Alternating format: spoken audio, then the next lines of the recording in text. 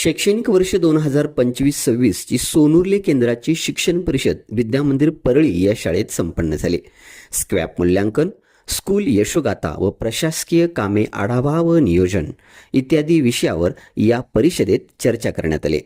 मार्गदर्शक नागनाथ मुकडे व अनिल कांबळे यांनी अनुक्रमे स्क्रॅप मूल्यांकन व स्कूल यशोगाथा या विषयावर मार्गदर्शन केले. विविध प्रावीण्याबद्दल शिक्षक व शाळा यांचे अभिनंदनही करण्यात आले. सदर शिक्षण परिषदेस केंद्र समन्वयक युवराज काटकर अध्यक्षस्थानी होते.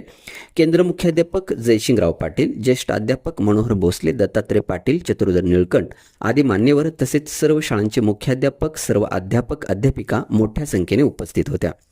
कार्यक्रमाचे प्रास्ताविक यजमान शाळेचे मुख्याध्यापक आसिफ पठाण यांनी केले.